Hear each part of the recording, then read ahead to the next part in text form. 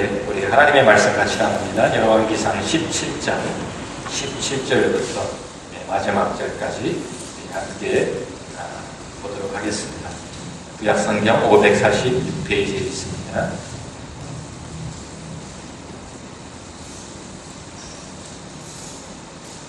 열왕기상 17장 17절 말씀부터 봅니다. 이일 후에 그 집 주인이 되는 여인의 아들이 병들어 증세가 심히 위중하다가 숨이 끊어진지라.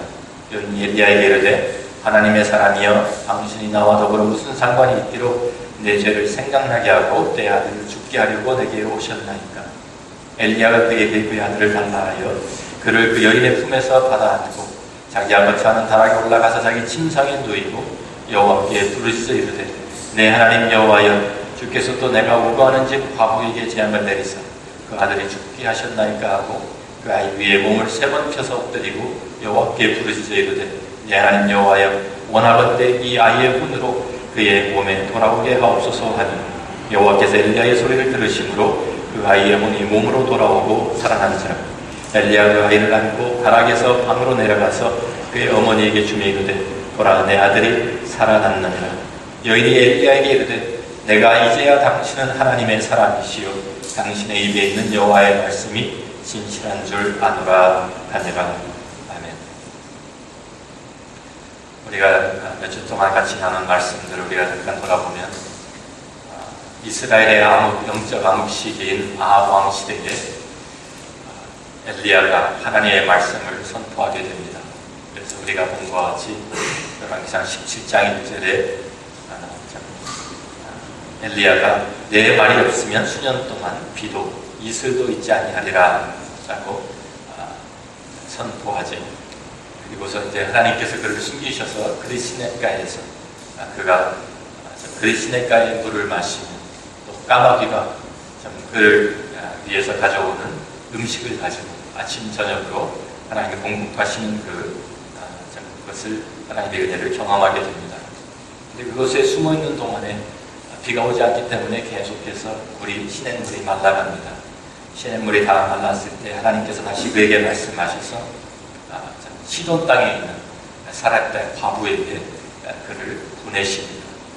그래서 그곳에 가서 보니까 이 과부가 아무것도 먹을 것이 없어서 정말 이제 마지막 밀가루 한 움큼 또 기름 몇 방울 가지고 이제 그것을 자기 아들과 마지막 그 음식을 만들어 먹고 죽기 위해서 나뭇가지를 줍고 있는 것은 그러한 장면을 보게 되죠. 그런데 하나님께서 엘리야를 통해서 다시 약속하시는 것이 이 가뭄이 다할 때까지 그 통에 밀가루가 떨어지지 아니하고 그 기름방울이 닿지 않을 것이다 라고 약속해 주십니다. 그래서 매일 아침 저녁으로 정말 그들이 음식을 준비할 때마다 하나님의 기적을 체험하면서 하루하루 하나님께서 그들에게 주시는 그 기적을 하나님께서 그들에게 공급하시는 하나님의 은혜를 이 엘리야와 또 과부의 가족들이 함께 경험하면서 살아가고 있는데 그 와중에 이 후에 이런 지금 일이 진행되고 있는 가운데 그 과부의 하나뿐인 그 아들이 병들어서 점점 심하게 앓다가 결국 죽게 됩니다. 어떻게 이런 일이 있을 수가 있을까요? 그죠? 정말 안 그래도 힘들어 죽겠는데 정말 어떻게 보면은 이 엘리야도 참 훈련을 많이 받지 않았습니다. 정말 하나님의 뜻대로 하나님의 말씀을 선포하면서 정말 이 암흑 시대에 하나님의 빛을 비추기 위해서 하나님 앞에 헌신하고 하나님께 택함을 받은 이 엘리야, 하나님께서 함께 하시는 그 사람인데 모든 일이 잘 풀리고 잘 순탄하게 가야 될 것 같은데 그렇지가 않습니다. 어떻게 보면은 그 상황에서 어떻게 더 나빠질 수 있을까 하는데 상황이 더 나빠집니다. 여러분들 미국의 그 머피's law라는 거 아시죠? 뭐가 잘못되려면 정말 한국 속담으로는 재수가 없는 사람은 자빠져서 코가 깨진다라고 뒤로 자빠져서 그런 말과 비슷한 표현이 있습니다. 그래가지고 이런데 정말 어떻게 여기서 더 나빠질 수 있을까? 상황이 그런데 더 나빠지는 거예요. 정말 하나님께서 하나님의 사람을 훈련시킨다고 하지만 너무 지나치게 이거는 좀 너무 심하다 할 정도로 하나님께서 말씀하신 이런 훈련을 시키시는 거예요. 그런데 우리가 이 사르밧이라는 그 의미가, 사르밧이라는 그 지명의 뜻이 용광로입니다. 또 아니면 뭐 도가니 뭐 이런 좀 금과 은과 쇠를 녹이는 그런 용광로를 뜻하는 그 뜻이, 그 이름이 사르밧입니다. 하나님께서 사르밧으로 많은 땅 중에서 사르밧, 시돈에 있는 사르밧으로 보내실 때는 어떠한 그 암시가 있었던 것 같아요. 하나님께서 정말 참 이 엘리야를 하나님께서 그 용광로에 넣으셔가지고 거기에서 완전히 정말 하나님의 사람으로 다시 단련시키고 거듭나게 하시기 위해서 이 사렙다, 참 이 사르밧에 있는 이 과부에게 하나님께서 보내신 것입니다. 우리가 그 시편 66편에 보면 이러한 그 표현이 있습니다. 시편 기자가 자기들의 고난을 표현하면서 하나님이여 주께서 우리를 시험하시되 우리를 단련하기를 은을 단련함 같이 하셨으며, 용광로에 넣고 불을 떼는 이유가 무엇입니까? 그 은이 점점 좀 뜨거운 가운데서 녹아지면서 거기에서 완전히 다 풀어지면서 거기에 숨어있던 그 불순물들이 다 올라와서 제거되고, 그러한 것이 용광로가 하는 일입니다. 하나님께서 지금 엘리야를 또 이 사렙다, 이 사르밧의 이 과부를 하나님께서 어떻게 보면 그 용광로 속에서 정화시키고 새롭게 하시고 하나님의 사람으로, 하나님 믿음의 사람으로 단련시키고 훈련시키는 그 과정을 지금 거치고 있는 것입니다. 우리가 보면은 정말 그 고난과 역경, 이 사람들 어떻게 보면 비극이 찾아오는데, 하나님의 매일 매 끼니마다 하나님의 기적을 체험하는 가운데서 일이 닥쳤으니까 얼마나 혼란스러웠을까요? 하나님께서 우리를 사랑하시는 줄 알았는데, 하나님께서 우리를 이렇게 하나님이 돌보시고 하나님께서 공급하시는 하나님이신 줄 알았는데, 하나님 어떻게 이런 일이 일어날 수가 있습니까? 그러면서 여인이 당장 그 엘리야한테, 다른 사람이 없으니까 엘리야한테 하소연을 하고 어떻게 보면 컴플레인을 하고, 하나님 너무나도 그 슬픔에 젖어 있는 가운데서 엘리야에게 도전합니다. 하나님의 사람이여 당신이 나와 더불어 무슨 상관이 있기로 내 죄를 생각나게 하고 또 내 아들을 죽게 하려고 내게 오셨나이까? 나에게 온 것이 결국은 심판을 위해서였습니까? 내가 전에 내가 기억하지도 못하거든 그 죄를 다시 생각나게 하고 내 아들을 나의 죄 때문에 데려가신 이 심판입니까? 그러니까 사람들이 무슨 나쁜 일이 생기면 자기의 나의 죄 때문이구나 이런 일들이 많잖아요. 죄책감을 가지고 나올 때가 많잖아요. 지금 여인도 똑같습니다. 자기가 남편도 벌써 죽었고 과부로서 겨우 살아가고 있는데 자기의 마지막 유일한 소망인 이 아들 하나, 여기에 모든 것을 걸고 있는데 그 아들이 죽어버린 거예요. 그것도 엘리야가 있는 가운데서, 하나님의 기적을 체험하는 가운데서 하나님께서 우리를 사랑하시고 하나님께서 우리를 돌보시는 것 같았는데, 어떻게 이런 하나님께서 나에게 이러한 그 시련을, 하나님께서 나에게 이런 아픔을, 나의 아들을, 자기 목숨보다 더 귀한 자기의 모든 소망인 그 아들을 어떻게 데려가실 수 있습니까? 이러한 이 과부의 절규입니다. 엘리야도 당황하기는 마찬가지입니다. 엘리야도 황당했을 것입니다. 하나님, 이게 어떻게 된 일입니까? 그 여인이 그 아픔으로 그냥 호소하는 거기에 앞에는 아무 말도 하지 않고 그냥 그 아들을 품고 받아가지고 자기가 허천한 다리 올라와서 침상에 누웠지만 하나님 앞에서 그도 정말 기가 막혔을 것입니다. 하나님, 어떻게 이런 일이 일어날 수 있습니까? 하나님, 여호와께서 그래서 하나님 앞에 하소연하죠. 하나님 앞에 어떻게 원망을 합니다. 내 하나님 여호와여, 주께서 또 내가 우고하는 집 과부에게 재앙을 내리사 그 아들이 죽게 하셨나이까? 하나님 앞에서 호소하고 하소연하는 참 이해할 수 없는 일이 지금 벌어진 것입니다. 우리가 분명히 알아야 될 것은 믿는 자의 삶의 가운데서는 우연이라는 것은 없습니다. 어쩌다가 일어나는 일은 절대로 없습니다. 하나님은 절대로 실수하시는 분도 아닙니다. 어쩌다 이런 사고가 일어나는 것이 아닙니다. 하나님의 계획 가운데, 하나님의 섭리 가운데, 하나님의 주권 가운데, 우리가 믿는 사람들의 삶 가운데서는 이 모든 것이 하나님의 돌보심 가운데서 일어나는 것을 믿으시기 바랍니다. 하나님께서 왜 이런 일을 허락하셨을까요? 왜 이런 일이 일어나게 하셨을까요? 그냥 증세가 병들어서 좀 위중해지다가 그냥 그러다 살아난 것도 아니고 그냥 숨이 끊어져 버렸어요. 다 끝나버렸어요. 어떻게 해볼 수가 없게. 여기에서 하나님은 엘리야의 믿음을 한 단계 더 끌어올리기를 원하셨던 것입니다.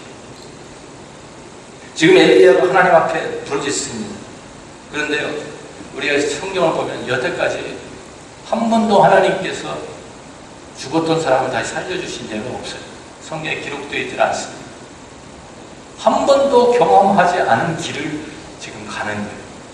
한 번도 들어보지도 못한 것을 지금 하나님께서 그에게 보여주신 지금 그런 일을 당한 거예요.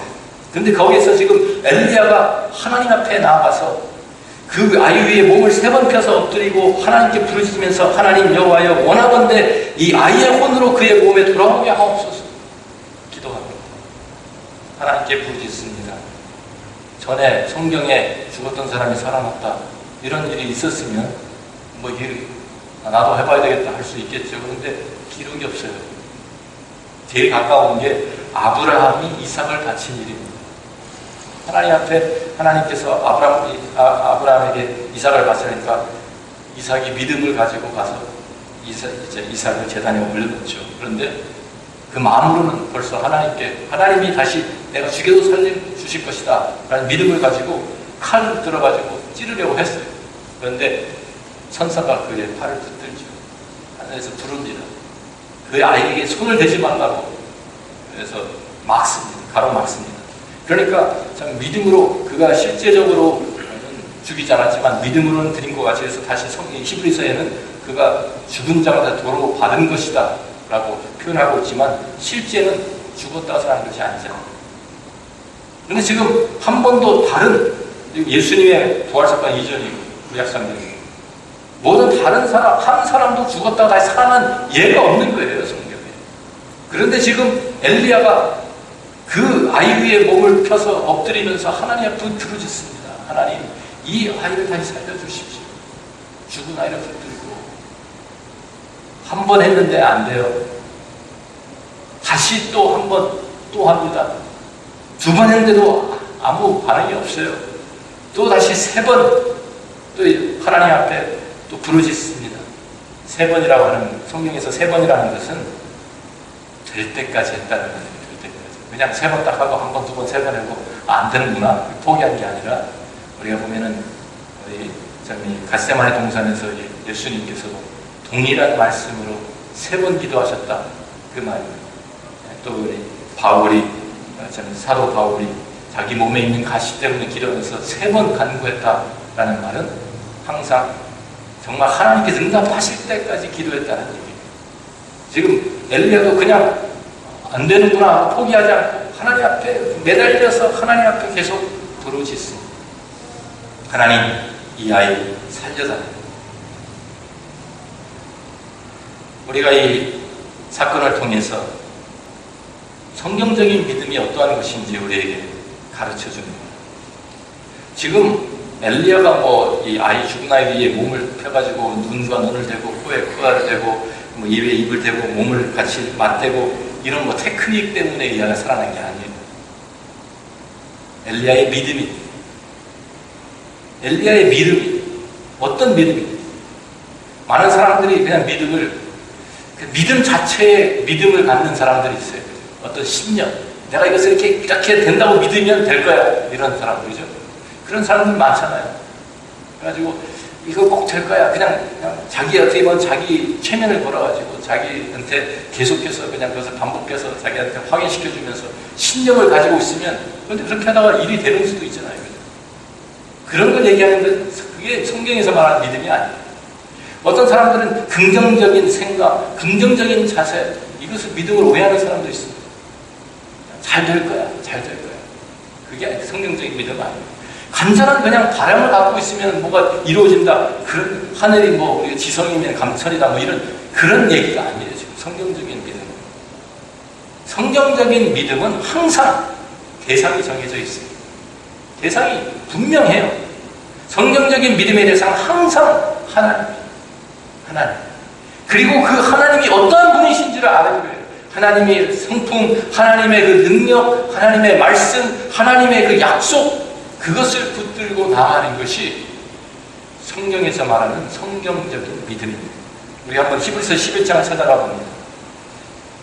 신약성경 히브리서 11장에 믿음장인데요. 11장 6절 말씀 우리가 다 찾아서 같이 한번 읽습니다.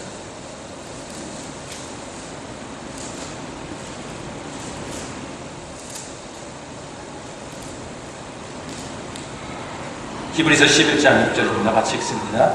믿음이 없이는 하나님을 기쁘시게 하지 못하나니 하나님께 나아가는 자는 반드시 그가 계신 것과 또한 그가 자기를 찾는 자들에게 상 주시는 이심을 믿어야 할지니라. 믿음이 없이는 하나님을 기쁘시게 하지 못해요. 어떤 믿음이냐? 성경적인 믿음, 하나님 기쁘시게 하는 믿음은 하나님이 반드시 그가 계신 것, 대상이 분명하다는 거예요. 믿음은 그냥 막연하게 저기 누가 계시면, 어떠한 신이 계시면 나를 도와주십시오, 이런 것이 아니고요. 분명히 하나님, 그 하나님 앞에 그 대상을 정하고 나아가는 것입니다. 그 하나님, 그리고 그 하나님이 어떠한 분이신지 자기를 찾는 자에게 상 주시니심, 하나님의 그 참 성품과 하나님의 그 모든 참 하나님이 어떠한 분이신지 하나님의 능력과 하나님의 약속을 아는, 하나님의 사랑과 하나님의 자비를 알고 하나님 앞에 나아가는 그것이 성경적인 믿음이라고 우리에게 가르쳐줍니다. 그래야 그 믿음을 하나님이 기쁘게 보시고 하나님께서 그 우리에게 응답하신다는 말씀입니다. 우리가 이 엘리야가 지금 하나님 앞에 기도하면서 하나님은 이 사건을 통해 가지고 엘리야의 믿음을 좀 잡아당기셨어요. 끌어주셨어요. 그래가지고 한 단계 더 올라가게 하십니다. 하나 더 깊은 곳으로 들어가게 하시고 더 높은 차원으로, 더 높은 경지로 올려주시고 그 믿음이 더 순전하게 하나님이 만들어주시는 거예요. 지금 이 상황 가운데서 지금 말도 안 되는 이런 상황 가운데서 엘리야가 하나님 앞에 엎드려서 기도하면서 이 아이의 죽음 앞에서 하나님이 어떤, 내가 믿는 하나님은 도대체 어떤 하나님이냐, 이게 다시 확인되어야 되는 거예요. 하나님이 정말 자기가 여태까지 경험한 것은 있지만, 그죠? 하나님께서 까마귀도 다스려서서 나에게 아침 저녁으로 내 음식을 갖다 줄 수 있는 그 다스리시는 하나님인 것을 그가 경험했어요. 그런데 죽은 자도 살리시는 그런 하나님이시고, 이건 새로운 차원이에요. 새로운 경지의 믿음이에요. 새로운 도전이에요. 아직까지 아무도 가본 길이 아니에요. 근데 지금 하나님 앞에 그가 씨름하면서 내가 믿는 하나님은, 내가 섬기는 하나님은 어떤 하나님이냐? 하나님이 정말 선하신 하나님인지, 하나님이 신실하신 하나님인지, 하나님의 약속을 지키시는 하나님인지, 그가 그 하나님을 붙들고 하나님 앞에 나와서 그가 엎드리면서 하나님 이 아이 다시 살려주십시오, 기도하고 있습니다. 믿음이라는 것은요, 우리의 몸의 근육과 같아가지고 사용하면 할수록 몸집이 불어나고요, 근육이 생기는 것이고요. 믿음을 활용하지 않고 사용하지 않고 작용하지 않으면 점점 줄어들어서 쓸모없이 되어버리는 것이 믿음입니다. 여러분들 왜 팔을 다치든지 해가지고 기부스를 하잖아요. 그러면은 뼈가 붙을 때까지 꼼짝 않고 있어야 되니까 그냥 기부스하고 있으면은요, 나중에 다 풀어보면 어떻게 됩니까? 짝짝이가 되죠, 팔이. 이쪽 근육은 한 번도 쓰질 않아가지고 기부스한 팔은 완전히 근육이 다 말라가지고요, 그냥 뼈에다 가죽만 남았어요. 그러니까 열심히 운동을 다시 해가지고 다시 키워야 돼요, 근육. 근데 우리 믿음이 그래요. 우리 믿음을 우리가 참 계속 하나님 앞에서 그 믿음으로 하나님 앞에 나아가고, 그 믿음을 우리가 사용하고, 그 믿음으로 하나님께서 주신 약속들을 붙들고 그것을 우리 삶 가운데 적용하면 믿음이 점점 자라고 더 깊은 차원으로, 더 높은 곳으로 나아갈 수 있는, 하나님과 더 깊은 관계를 유지할 수 있는, 더 순전한 믿음을 가질 수 있어요. 그런데 그것을 우리의 삶 가운데 그냥 있는 그 상태에서 계속 있으면은요, 우리의 믿음이 도전을 받지 않으면 우리 믿음이 참 그 도전 가운데서 새로운 것들, 하나님께서 이러한 시련이나 고난 이런 것이 없으면 점점 망가져가지고 아무것도 할 수 없는, 아무런 능력도 없는, 아무런 역사도 일어나지 않는 그런 믿음으로 남게 됩니다. 하나님께서 지금 엘리야를 새로운 문제 가운데 집어넣으시면서 어떻게 보면 새로운 그 용광로의 불을 더 떼시면서 그 하나님의 참 원하시는 그 방향으로 그가 나아가면서 더 깊은 곳으로, 더 높은 곳으로 나가기를 원하시는 것이죠. 근데 하나님이 엘리야에게만 그렇게 하시는 것이 아니라 우리 모두에게, 우리가 하나님의 자녀이기 때문에 하나님 앞에 더 순전하고 하나님과의 관계가 더 깊어지고 우리가 하나님을 의지하고 하나님을 바라보는 것이 더 새로워지게 우리에게 도전하시는 거예요. 우리 히브리서 12장, 우리가 조금 전에 11장 믿음장을 보았는데요. 그 믿음의 그 장에, 히브리서 11장의 그 믿음의 우리 선배들에 대한 이야기, 그 기록들을 쭉 하고 나서요. 그러면서 12장에 이렇게 우리에게 말씀해 줍니다. 히브리서 12장 신약성경 367페이지입니다. 히브리서 12장 1절 말씀 우리가 붙어봅니다. 이러므로 우리 구름같이 둘러싼 허다한 증인들이 있으니 모든 무거운 것과 얼매기 쉬운 죄를 벗어버리고 인내로서 우리 앞에 당한 경주를 하며 믿음의 주요 또 온전하게 하신 이인 예수를 바라보자. 그는 그 앞에 있는 기쁨을 위하여 십자가를 참으사 부끄러움을 개의치 아니하시더니 하나님 보좌 우편에 앉으셨느니라. 너희가 피곤하여 낙심하지 않기 위하여 죄인들이 이같이 자기의 고약한 일을 참으신 이를 생각하라. 너희가 죄와 싸우되 아직 피 흘리기까지는 대항하지 아니하고 또 아들들에게 권한 것 같이 너희에게 권면하신 말씀도 잊었도다. 일렀으되 내 아들아 주의 징계하심을 경히 여기지 말며 그의 꾸지람을 받을 때에 낙심하지 마라. 주께서 그 사랑하시는 자를 징계하시고 그가 받아들이시는 아들마다 채찍질하심이라 하였으니 너희가 참음은 징계를 받기 위함이라. 하나님이 아들과 같이 너희를 대우하시나니 어찌 아버지가 징계하지 않는 아들이 있으리요. 징계는 다 받는 것이거늘 너에게 없으면 사생자여 친아들이 아니니라. 정말 우리가 하나님의 자녀라고 하면, 하나님의 택하신 사람들이라고 하면 하나님께서 우리를 징계를 통해서 하나님의 자녀로서 하나님의 그 징계와 훈련과 단련을 거칠 수밖에 없다는 것입니다. 그렇게 해서 우리를 하나님이 원하시는 사람으로, 하나님이 원하시는 그릇으로 만들어 가시는 거예요. 여기에는 아무도 좀 제외될 수 있는 사람이 없어요. 아무도 이것을 우리 피해갈 수 있는 사람이 없어요. 어떠한 하나님의 모든 하나님의 사람들이라고 하면 그 하나님께서 그 자기 아들들을, 자녀들을 하나님께 사랑하시기 때문에 우리의 고난과 역경과 이런 도전과 우리의 믿음에 우리 키우시기 위해서, 우리가 성숙한 하나님의 사람 만드시기 위해서 이러한 이 용광로를 통과하게 만드시는 거예요. 그래서 우리의 믿음이 더 순전해지게 하시고 우리가 더 하나님 앞에 우리가 나와서 하나님을 바라보게 하시기 위해서 우리가 고린도후서 1장을 가서 보시면은 사도 바울도 사도였는데도 불구하고 사도 바울도 이러한 훈련, 이러한 좀 혹독한 이러한 시험을 거치게 됩니다. 그러면서 그가 고린도후서 1장 8절 9절 말씀을 보면 이렇게 고백합니다. 형제들아 우리가 아시아에서 당한 환난을 너희가 모르기를 원하지 아니하노니 힘에 겹도록 심한 고난을 당하여 살 소망까지 끊어지고 우리는 우리 자신이 사형 선고를 받을 줄 알았으니 이는 우리로 자기를 의지하지 말고 오직 죽은 자를 다시 살리시는 하나님만 의지하게 하십니다. 그가 당한 환난이 얼마나, 고난이 얼마나 심했으면 우리가 견디기 힘든, 그래서 완전히 이거 끝났구나, 죽었구나, 꼭 살았다, 살아가서 바보같이. 자기는 완전히 모든 것이 다 끝났구나, 이제 여기서 끝이구나, 소망이 다 끊어지고 사형 선고 받은 줄로 생각하고 있었던 사도 바울도 사도인 사람.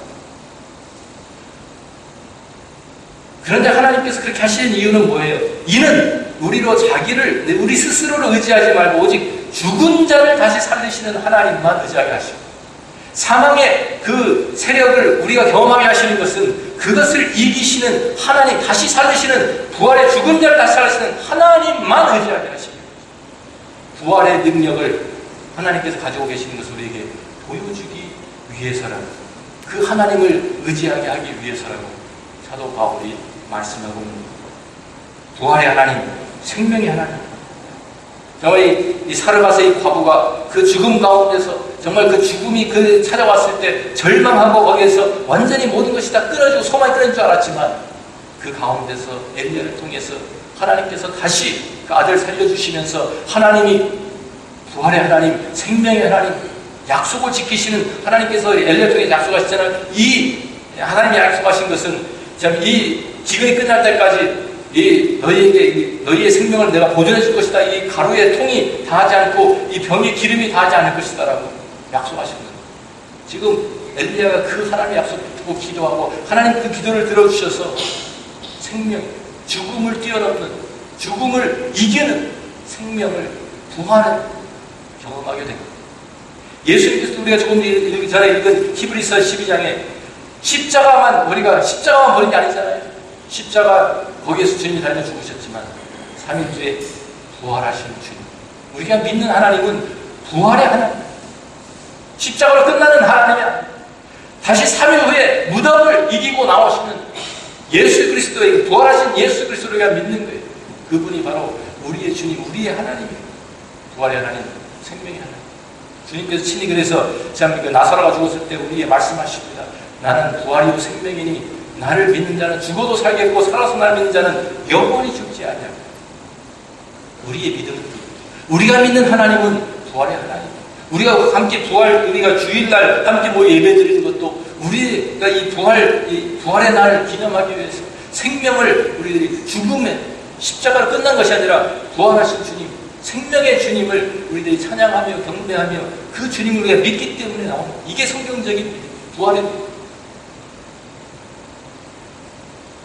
우리가 어떠한 상황 가운데 있든지 우리 생각에는 우리가 감당할 수 없는 이제는 여기에서 다 끝났구나 소망도 다 사형 선고 받은 것처럼 이렇게 느낄지 몰라요. 다시 우리를 하나님의 생명으로 하나님의 능력으로 하나님의 부활의 그 역사로 우리를 일으켜 세우시는 하나님을 믿으시기 바랍니다. 우리 하나님은요 모든 이것을 초월하실 수 죽음까지도 이기신 부활의 능력을 가지신 우리 하나님. 우리가 잘 아는 로마서 8장 28절 29절을 보면 우리가 이런 고난, 고통 이런 것을 다 겪게 하시는 이유가 그 목적이 여기 있습니다. 로마서 8장 28절 29절 우리 같이 읽는데요. 우리가 잘 아는 말씀들이죠.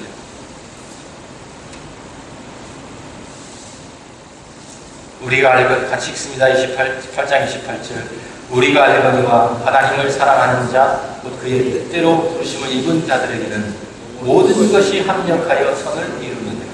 하나님이 미리 아신 자들을 또한 그 아들의 형상을 본받게 하기 위하여 미리 정하셨으니 이는 그로 많은 형제 중에서 맏아들이 되게 하려 하심이니라. 우리가 8장 28절을 많이 인용합니다. 그죠? 하나님을 사랑하는 자, 그때 부르시는 자들에게 모든 것이 합력해 선을 이룬다. 여기 모든 것에 무엇이 포함됩니까? 모든 것에 포함되는 게 뭐예요? 좋은 일만? 하나님이 주시는 복만? 아니에요. 우리가 당하는 고난도, 시련도, 도전도, 어떻게 보면 정말 우리의 소망이 다 끊어지는 것 같은 그런 경험까지도 우리의 죄악도 다 여기에 포함되는 거예요. 그 모든 것을 다 합력해서 그것을 거치면서 선을 이루시기 위해서 선을 이루는 거예요. 그런데 그 선이 뭐예요? 하나님 원하시는 모든 것이 합력해서 이루어지는 선이 무엇입니까? 바로 그것이 19절에 있는 말씀입니다. 아들의 형상, 예수 그리스도의 형상, 죽음을 이기시고 부활하신 그 주님, 그 그리스도의 형상이 우리 안에 이루어지는 것을 하나님이 원하시고 그것을 위해서 이 모든 것을 허락하시고 그것을 위해서 다 계획하시고 그 가운데서 우리를 인도하시고 그 가운데서 우리를 새롭게 세우신 우리 안에 그 부활하신 주님이 우리 안에 자리 잡고 사시게 하기 위해 부활의 주님, 능력의 주님. 우리는 지금도 이 세상 가운데서 사망의 세력을 경험하면서 그 가운데서 절망하면서 살아가고 있는데 그 가운데서 우리가 부활의 능력을 가지고 부활의 소망을 가지고 살아가시기 위해서 예수 그리스도의 형상이 우리 안에 이루어지게 하시기 위해서 주님이 이 모든 것을 다 합력해서 손을 이루게 하신다는 그런 뜻이에요. 우리가 처음에 얘기했던 것처럼 시편 66편에 나오는 말씀, 그 용광로가 언제 불이 꺼집니까? 불순물이 계속 올라올 때, 불순물이 금, 쇠붙이가 다 녹으면서 거기에 있던 불순물들이 다 위로 뜹니다. 그러면서 하나씩 걷어내고, 재련사가 언제 그 불이 다 됐나 하고 이제 순금이고 순은이 되었다 언제인지 아십니까? 위에서 내려다보면 밝은 거울같이 이제 불순물이 다 제거되면 자기 얼굴이 거기에 거울같이 비춰지는 겁니다. 그러면 이제 더 이상 불순물이 없고 완성되었다. 하나님께서 언제 우리 용광로의 불을 끄실까요? 하나님께서 내려다보시면서 우리 안에 예수 그리스도의 형상이 나타나면, 그러니까 앞으로도 계속 있을까요, 없을까요? 계속 될지도 모르겠어요. 한 단계. 그런데 하나님께서 참 자비로우신 하나님이라 한꺼번에 하지 아니하시고, 그죠? 엘리야를 이끄시는 것처럼 엘리야를 작은 것부터 점점 더 큰 단계로, 더 높은 단계로 이끄시는 것처럼 하나님께서 우리를 그렇게 이끌어주세요. 그래서 우리가 조금씩 더 그리스도의 형상을 닮아가고 만들어 가십니다. 오늘 우리가 이 세상 가운데 살면서 우리가 여러 가지 일들을 당합니다. 그러면서 우리는 사르바사의 바보와 같이 왜 이런 일이 일어납니까? 내 죄악 때문입니까? 내가 무슨 심판을 받고 있는 것입니까? 아닙니다. 엘리야와 같이 하나님 어쩌자고 이러십니까? 우리 컴플레인 할 수도 있어요. 그런데 이유가 있습니다. 우리 안에 하나님이 원하시는 그 목적, 우리 안에 죽음을 이기는 하나님의 능력, 부활의 능력을 경험하게 하시기 위해서 죽음도 허락하시는 거예요. 우리가 좌절하게 하시는 거예요. 그것을 다시 딛고 일어서는 믿음의 승리자로 우리를 세우시기 위해서 우리 가운데 있는, 우리가 이 세상을 살아가면서 우리가 경험하는 여러 가지 도전들, 이 믿음, 부활의 믿음, 하나 예수 그리스도의 능력, 우리 안에 하나님께서 주신 그 참 생명으로, 영원한 생명으로 넉넉히 이고도 남는 하나님의 귀한 승리자들, 믿음의 용사들이 다 되시기를 주의 이름으로 축원합니다. 기도하겠습니다. 우리 가운데는 사르밧과 같이 용광로에 지금 들어가서 그것을 경험하고 있는 분들이 있는지도 모르겠습니다. 이제 한 시련이 지났구나 하고 훈련이 이제 끝났나 보다 할 때 또 새로운 훈련이 시작되면서 어떤 때는 너무나도 힘들고 지치고 하나님 너무하십니다, 내가 감당할 수 없습니다라고 외칠 때가 있을지 모르겠습니다. 네, 하나님은 더 큰 하나님을, 더 위대하신 하나님을 우리가 경험하기 원합니다. 우리가 믿는 하나님 시시한 분이 아닙니다. 작은 분이 아닙니다. 그냥 우리하고 비슷한 그런 분이 아닙니다.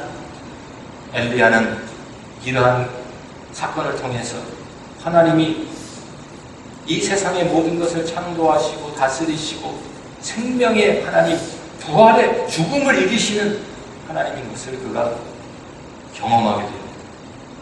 그의 믿음은 한 단계 더 올라서고 하나님과의 관계는 더 깊은 곳으로 들어가고 그의 믿음은 더 순전하게 되었습니다. 하나님께서는 우리에게도 똑같은 것을 바라십니다. 우리가 이러한 고난과 시련을 어떻게 보면 용광로와 같은 이것을 통과하면서 우리의 믿음이 정화되고 새로워지고 여러 가지 도전들을 하나님만 바라보는, 내 자신을 의지하는 것이 아니라 내 자신을 의지하는 것을 포기하고 하나님을만 바라보는 부활의 하나님, 능력의 하나님, 생명의 하나님을 바라보게 하시는 그 훈련을 우리가 거치게 하시는 거예요.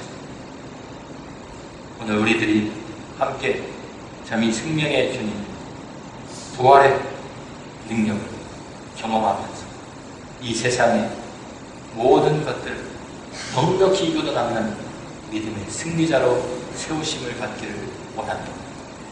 하나님 앞에서 여러분을 도우실 것이 믿음으로 설 수 있도록, 우리의 믿음이 한 단계 한 단계 올라갈 수 있도록 하나님께서 여러분들을 새로운 차원으로, 새로운 세계로, 우리가 가보지 않았던 그 길을 하나님께서 가도록 인도해 주실 것입니다. 믿음으로 걸어가십시오. 하나님의 손을 붙잡고 하나님께서 이끄시는 그 길을 담대하게 나아가십시오. 어떠한 세력이 우리에게 도전해온다 할지라도 우리와 함께 하신 하나님, 능력의 하나님, 생명의 하나님, 부활의 하나님, 우리와 함께 하시기 때문에 우리는 믿음으로 승리할 수 있습니다. 이겨낼 수 있습니다. 믿음의 승리자, 믿음의 용사들이 다 되시기를 주의 이름으로 축원합니다.